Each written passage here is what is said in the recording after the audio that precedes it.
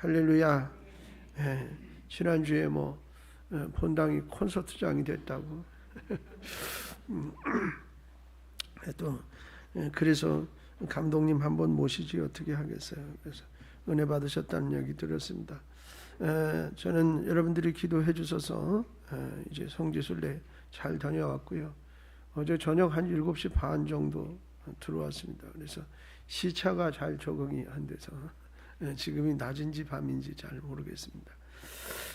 감사를 드립니다. 오늘 에베소서 6장 4절 말씀 중심으로 자녀를 양육하라 이런 말씀의 제목으로 은혜를 나누겠습니다.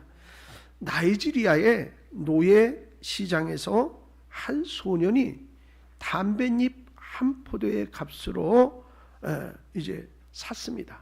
교환을 했습니다. 그 부모도 모두 노예로 팔려가서 온 가족이 다 뿔뿔이 흩어진 상태라 어디 어떻게 사는지 모릅니다. 노예 상인들은 그 소년을 노예선에 태워서 미국을 향해서 항해를 시작했습니다. 그런데 미국으로 가던 중 불법 노예선을 발견한 영국 군함이 그 배를 납포하게 됐습니다. 군함의 군목은 수백 명의 노예 속에서 왠지 눈빛이 살아 총명하게 보이는 한 소년을 발견했습니다. 그리고 그 소년을 양자로 삼아서 교육과 철저한 신앙 훈련을 시켰습니다. 그 후 30년이 지난 어느 날 나이지리아 교회 최초의 감독 취임 예배를 드리게 되었습니다.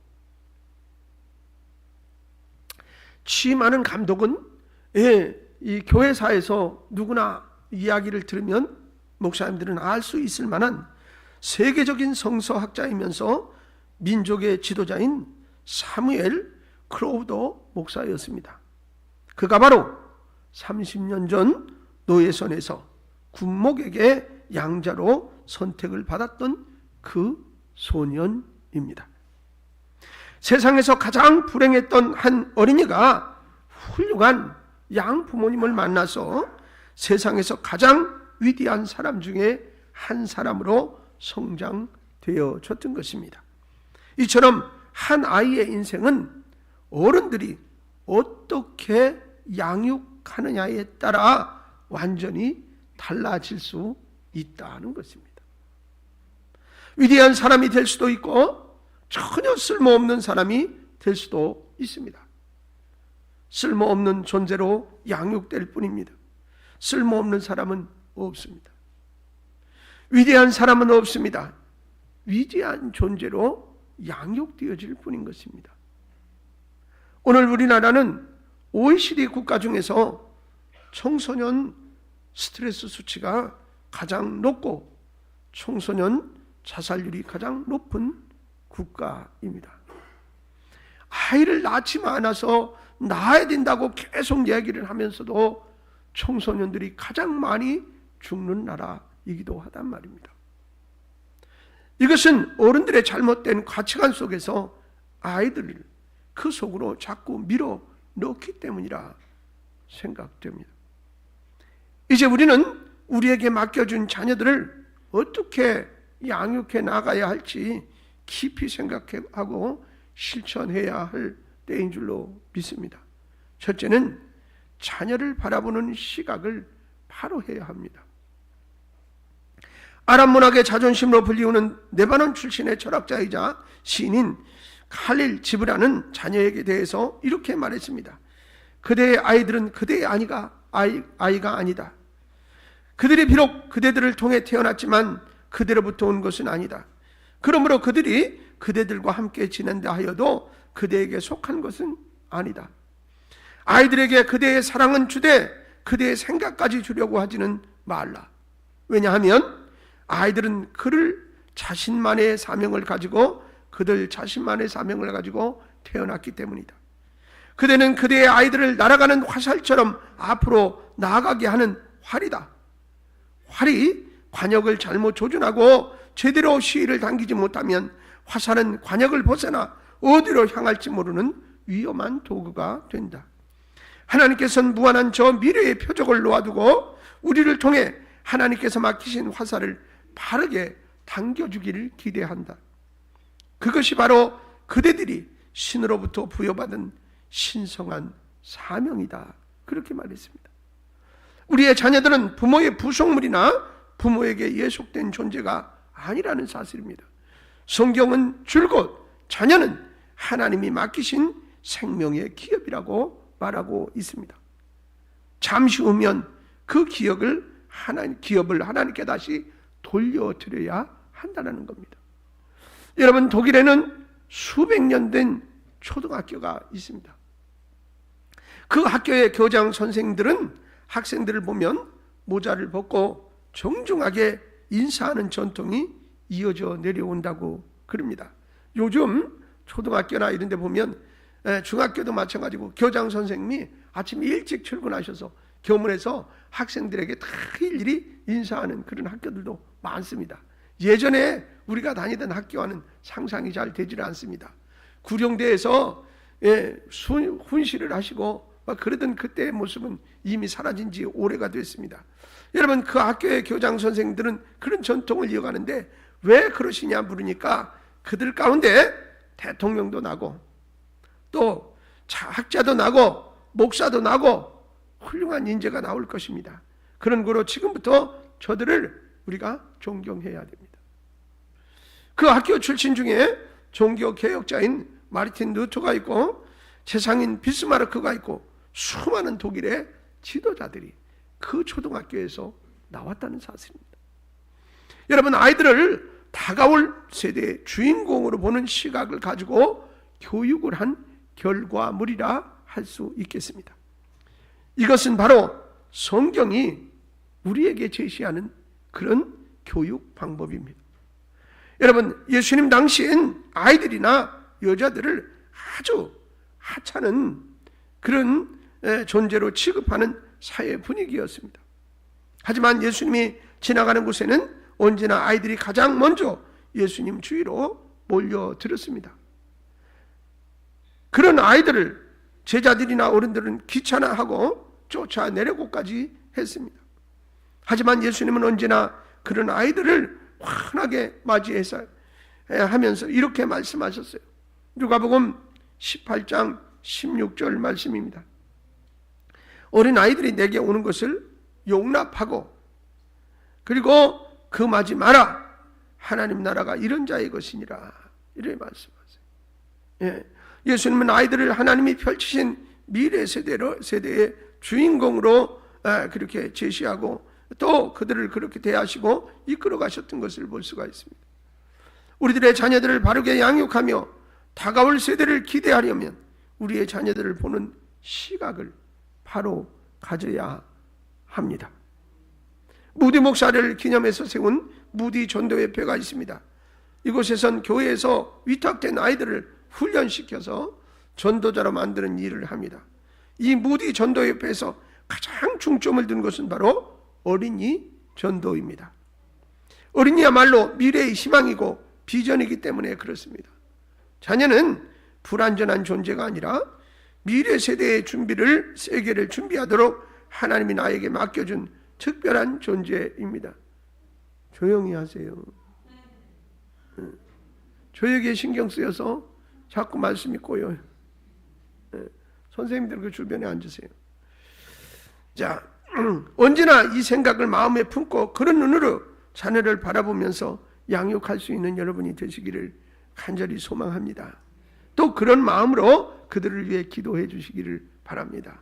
두 번째로 아이들을 양육하고 가르쳐야 할 사명이 우리에게 있습니다. 오늘 우리에게 주시는 본문 말씀 에베소서 6장 4절 뭐라고 그래요? 또 아비들아 너희 자녀를 노엽게 하지 말고 오직 주의 교훈과 훈계로 양육하라. 그렇게 말씀하시잖아요. 양육의 과제를 부모인 우리에게 주셨다는 거예요. 플라톤의 사다리 이론에 의하면 가정은 아버지와 어머니라는 기둥으로 구성되어진다고 그래요. 이제 아이는 이 사랑의 사다리를 오르락 내리락 하면서 부모의 품 안에서 자라게 된답니다. 그런데 두 개의 기둥 중 어느 한쪽이 찌그러지거나 튼튼하지 못하면 이런 어린아이의 자아상에 상처가 생긴다는 겁니다. 따라서 어린아이의 자아상에 영향을 끼치는 존재는 부모들이라. 부모들은 건전한 자아상을 물려줘야 할 책임이 있습니다. 교육학에서 말하는 유명한 명제가 있습니다. 문제 있는 부모는 있어도 문제 있는 아이는 없다라는 겁니다. 여러분, 태어나면서부터 잘못되고 삐뚤어되지 않았다는 거예요. 여러분, 그래서 요즘은 자꾸 개인주의를 강조합니다. 내가 우선이다. 내가 우선이다. 그러니까 부모들도 내가 우선이라 자식도 버리고 자식도 상관없다고 생각을 하는데, 이건 사회에서 잘못된 이론들이 자꾸 만들어진 악한 세력들의 존재에서 만들어진 잘못된 이론들이에요. 여러분, 성경은 전혀 그렇게 말하지 않고 있어요.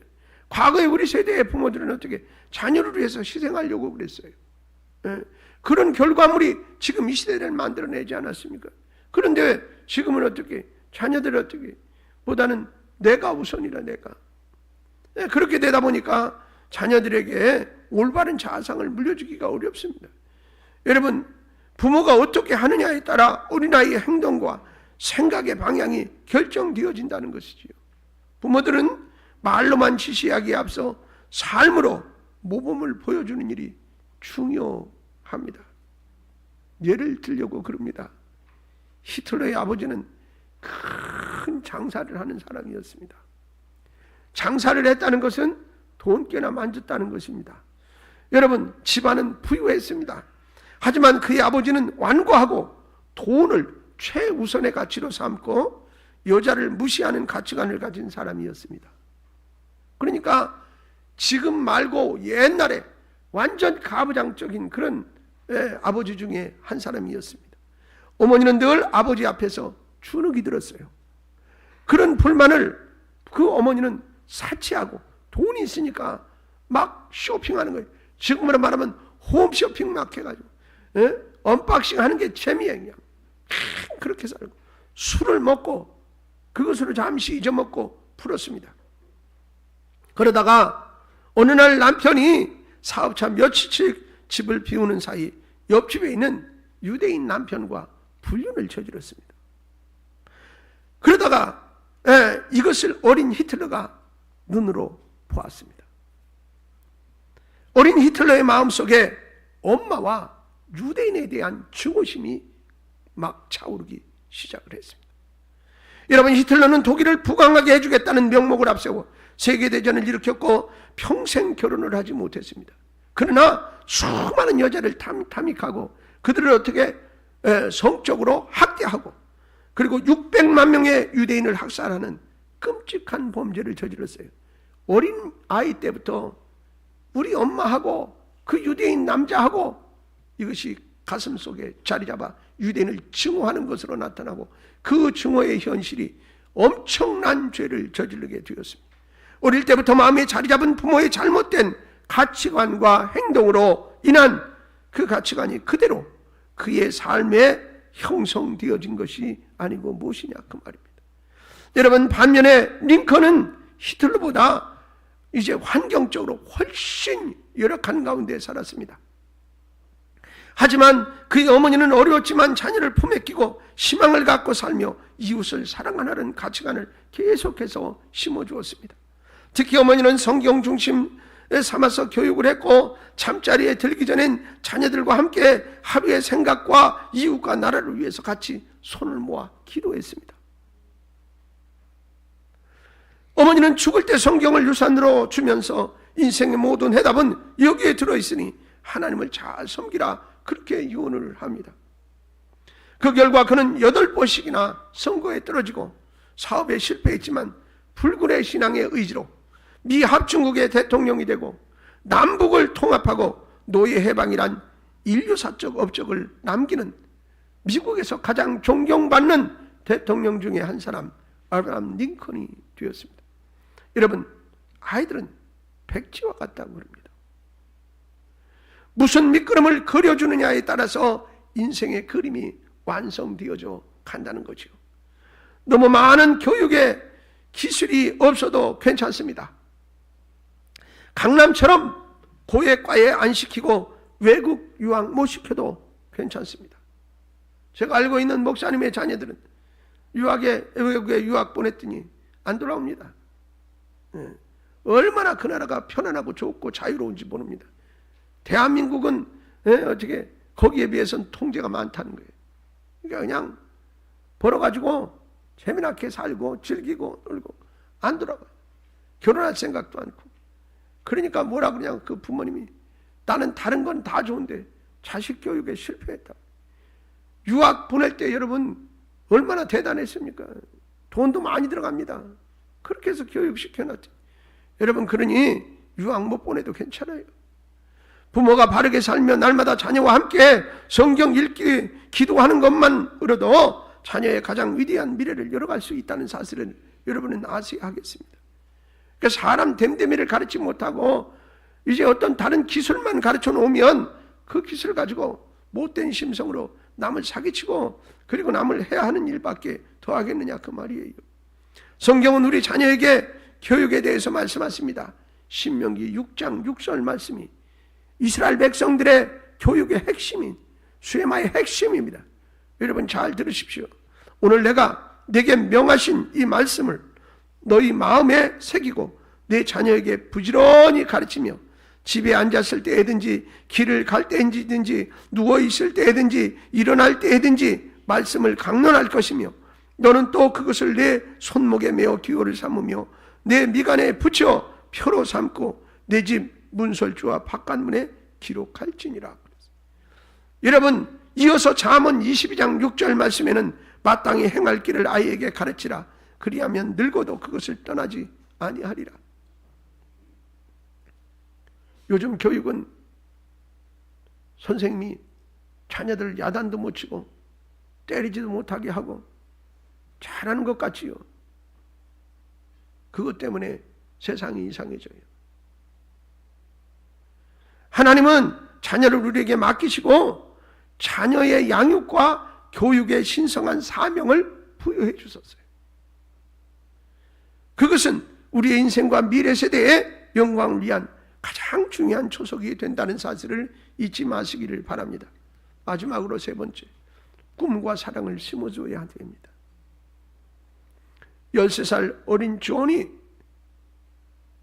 교회를 다녔는데 그가 다니던 교회의 이름이 제1독립교회예요.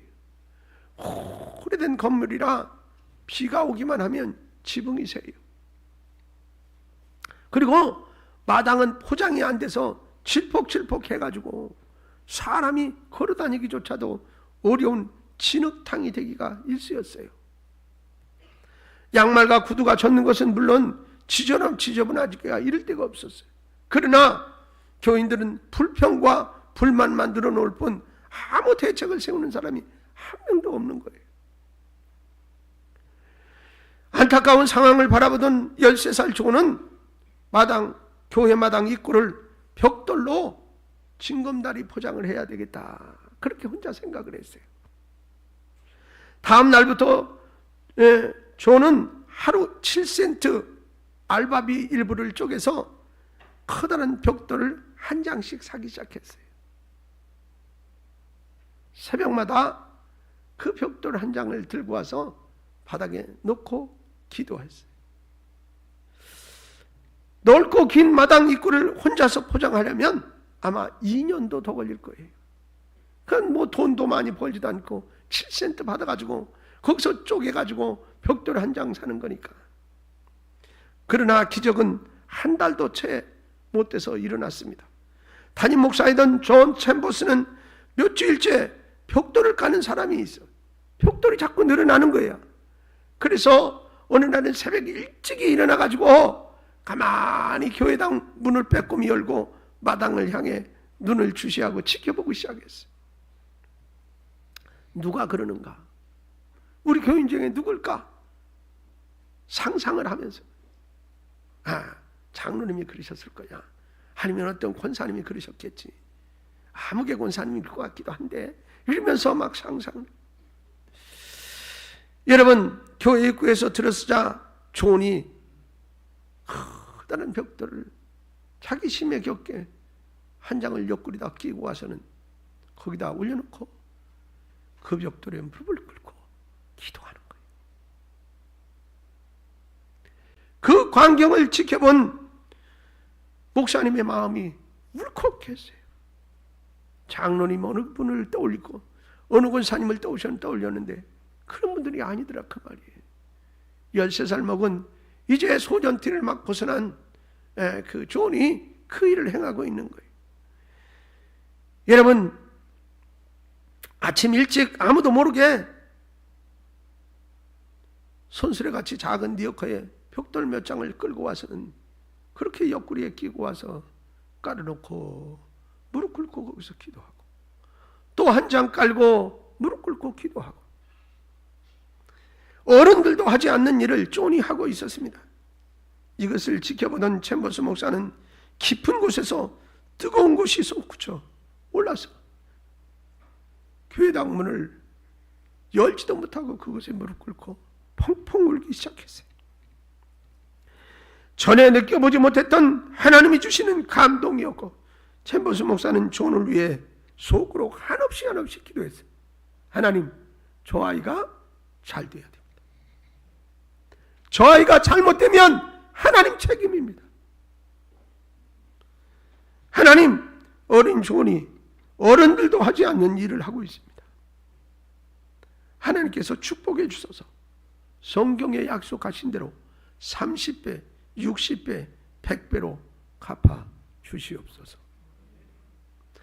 챔버스 목사님은 주일 설교 때 교인들에게 존이 한 얘기를 하면서 펑펑 울기 시작을 했어요. 교인들은 존의 신앙과 헌신에 감격해서 자신들이 이기적이고 형식적인 신앙을 반성했습니다. 그리고 모두 힘을 합쳐서 교회 마당 입구 포장뿐만 아니라 이렇게 손댄 거 낡은 교회 건물도 새롭게 건축해야겠다, 그렇게 이야기하고 건축하기로 마음을 모았습니다. 13살짜리 어린 존과 벽돌 한 장 한 장이 만들어낸 역사였고요. 여러분, 어린아이를 통해 하나님의 큰 역사가 이루어지는 사건이었습니다. 어린 존은 훗날 미국의 그 유명한 백화점 왕 존 아나메이커입니다. 여러분, 하나님이 공짜는 없습니다. 오바마 미국 행정부의 보건부, 이제 보건 담당 차관보의 고경주 박사, 국무부 법률 고문의 고흥주 박사를 지명하는 하자 두 아들을 키워낸 어머니 전혜성 박사의 교육복이 세간의 화제가 됐습니다. 여러분, 이미 뉴스 매체를 통해서도 알고 계시고 그 교육법에 대한 책도 수만 권이 팔렸습니다. 여러분, 그녀는 섬기는 부모가 자녀를 큰 사람으로 키운다라는 책을 통해서 이미 자녀 교육법을 소개한 적이 있는 그런 전혜성 박사인데, 그는 이화여대 대학교 2학년 때 미국으로 유학을 갔어요. 그래서 사회학 박사와 인류학 박사 학위를 받고 교수로서 생활하면서 6명의 자녀를 길러냈습니다. 자녀들 모두 하버드대와 예일대를 졸업하고, 여러분, 그러면 놀라야 되는 거예요. 미국에서 제일 좋은 대학이 하버드와 예일대이기 때문에. 근데 사실은 우리나라의 서울대, 연고대, 스카이 이야기하는데 거기는 발뒤꿈치도 못 따라갑니다. 서울대학이 하버드나 예일대를 따라갈 수도 없습니다. 여러분, 그런 만큼 그런 대학의 자녀들이 6명 모두가 다 거기 출신이에요. 그리고 여러분, 미국 최고 대학 학생을 가르치며 또 미국 하버드 대학교 예일대를 졸업했어요. 그리고 미 국무부 차관보, 매사추세츠주 보건후생부 장관, 하버드 대학 공중보건대학원 부학장, 예일대 법대 학장, 자녀들이 다 그런 중요한 위치에서 헌신을 했어요. 미국 교육부가 가정교육 연구 대상으로 선정을 했어요. 그러니까 미국 사회도 굉장히 복잡한 거예요. 자녀들을 어떻게 가르칠까 너무너무 어려운 건데, 이 부모는 한 명도 아니고 6명의 자녀를 이렇게 훌륭하게 키워냈으니까 이 교육법이 주목을 받기 시작을 했어요.